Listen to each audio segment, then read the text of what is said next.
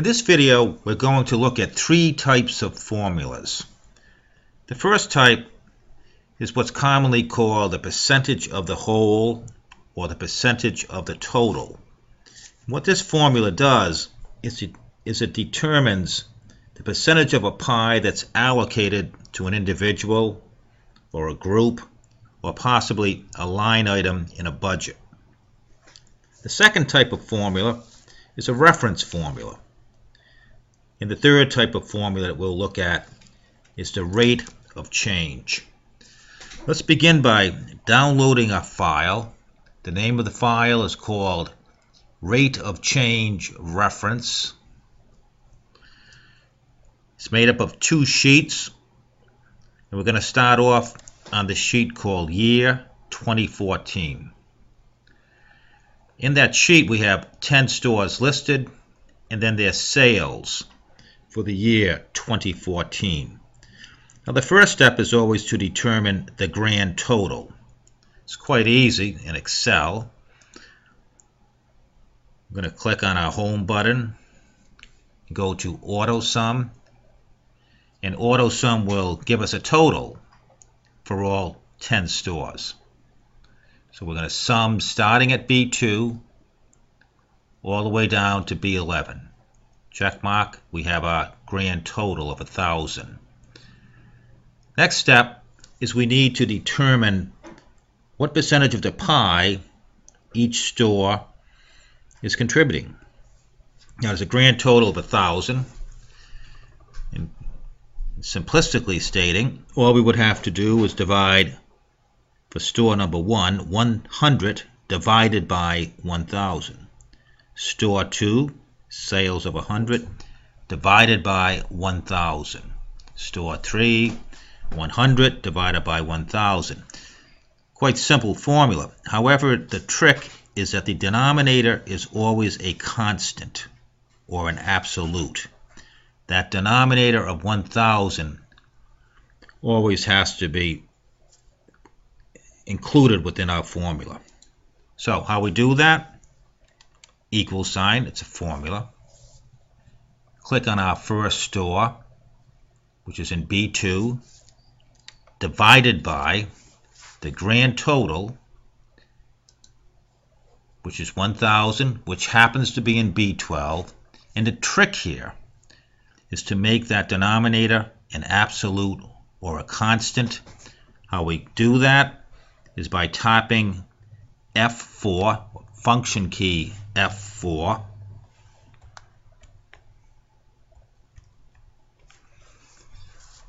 by tapping F4, what we're now getting is a $B, $12. Click our check mark and drag down that formula. We'd want to reformat the decimal, which is shown right now 10%, 0.1. The easiest way of reformatting that is by clicking on the percentage sign. Now to double check our formula, we could come up to cell C2 and quickly double left click it, and we can see it's B2 divided by $B, $12. And once again, how we got that constant is by hitting F4. We're going to come to this place right here, our final store. Quickly double left click. And once again, B11, which is $100 sales for store 10, divided by $B, $12. Let's go next into sheet year 2015. We're going to go to column B, define that entire column, and we're going to insert a new column. We do that by right clicking, insert, and we're going to type in here sales 2015.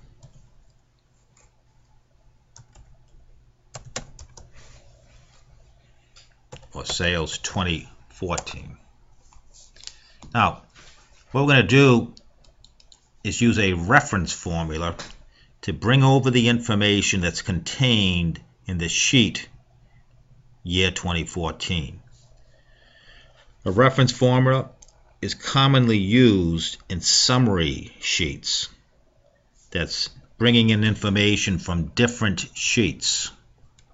But the whole key here is to remember that it's just a formula. So we're going to start it off with the equal sign. And where we're going to get our information from is in the sheet called year 2014. So we're going to left click there. And left click on the cell B2 within that sheet. So again, let's look up here in the formula bar. And what this is telling us is that we have a formula equal.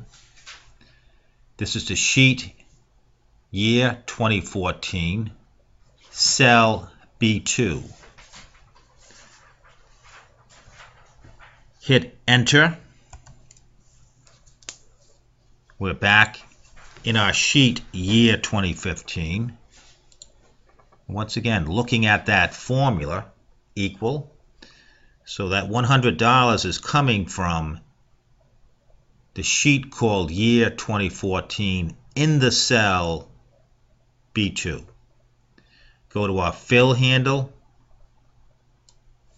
and drag that information or copy that information down. Widen our column by quickly double left clicking here. And we have our reference formula done for the sheet year 2015. And once again, I'm in this cell right now, B11.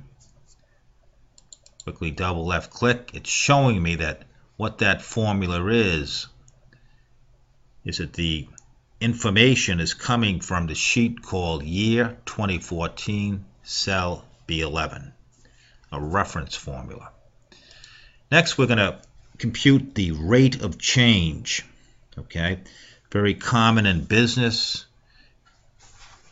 and in all types of work, a rate of change. So we have information coming from maybe a given year or month or time period, and then determining what would happen, or we're projecting 1 year out based upon a rate of change, or it might be a month away. Once again, a rate of change formula is nothing more than a formula. Equal sign. We're going to left click on our starting off point, which is contained in cell B2, multiplied by the rate of change. And the key here is to use our parentheses. Open parentheses, 1 plus. Then click on our cell that contains that rate of change. Our rate of change right now is contained in the cell H1. We want to apply that rate of change to all 10 of our stores. So we're going to be copying down that information. But the trick here is, in order to get it to work for the remaining 9 stores, we need to make that H1 an absolute. So we're going to hit F4. By hitting F4, we have our $H, $1, close parenthesis, hit our check mark, drag down our formula.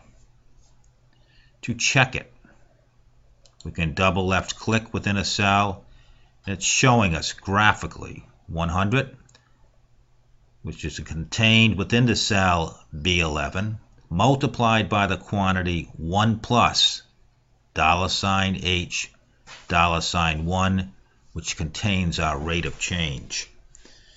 Now, the beauty of this formula is that we can quickly change our projections or our estimates by just changing the values in cell H1. So for instance, if we're projecting that your change will be 5% for the following year, all we have to do is change that value here, and our formula has picked up all of the changes instantaneously. The formula works with a negative rate of change. Sometimes you don't have growth. And if the projection were for a loss of 10%, we would go up into cell H1 and change the value. If it's a loss of 10%, minus 10, hit enter, and once again, the information has been changed. Thank you.